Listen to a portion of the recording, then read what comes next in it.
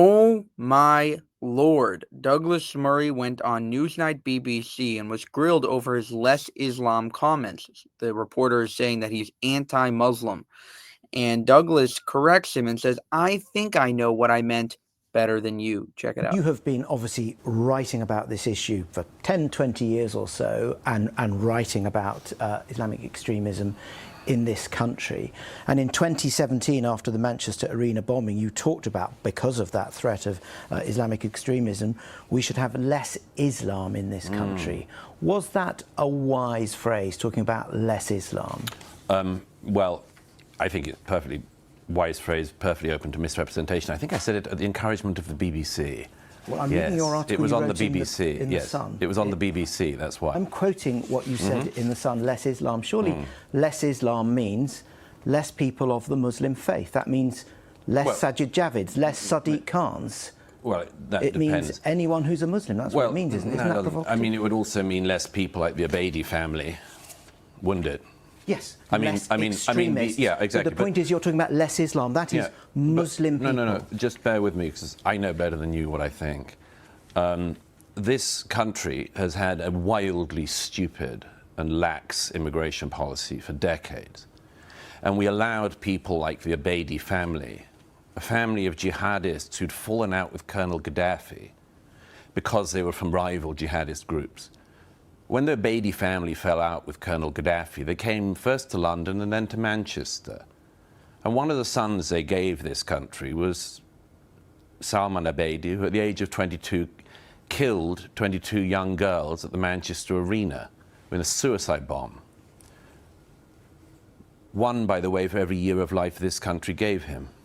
His brothers just stabbed and thrown boiling oil at 3 prison wards. Let me bear with you. Why were the Abedi? Hang on. Why were the Abedi family in the UK?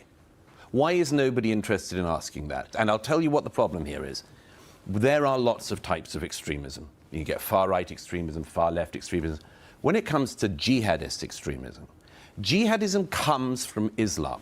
Therefore, if it's 1%, 5%, 15% of people of the Muslim faith who follow that version of it, you've got a hell of a problem.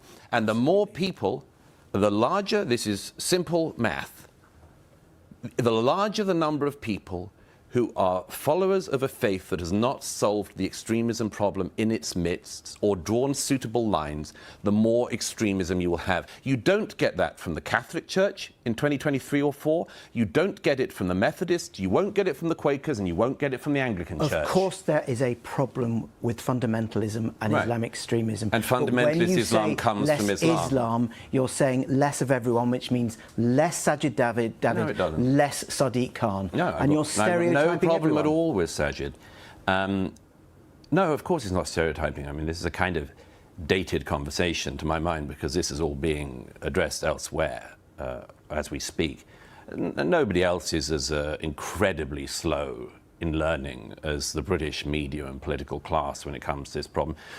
Why is it the case that Saturday after Saturday we have thousands of people going through major British cities who support the death cults who would murder Jews and the rest of us next? That's a question you and I and Newsnight should answer. I want you to put yourself in the shoes of a Muslim country. Could you imagine a Muslim country allowing in millions of white refugees? It wouldn't happen, because they're not stupid and they're not crazy. They understand that they have to remain a majority in order to keep control of their own values. And this is exactly the suicidal empathy of the West, which is, it's not crazy to say, we want to be the majority. We want to keep our own opinions, traditions, and values number one priority in this country. And therefore, letting you in is going to completely tear down the fabric of which our society is built upon. So it's not crazy to say, yeah, sorry, no Muslims allowed, because we understand that you have a different culture. That's totally fine. Practice whatever you want in your own countries, but just don't come over here and tell us what to do.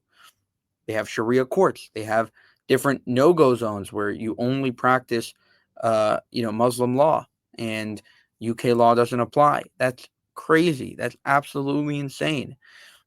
And that is something that is trying to form basically a government within a government.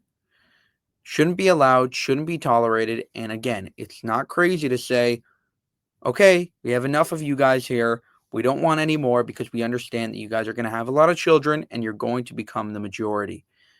Muslims would never allow it. That's why we shouldn't either.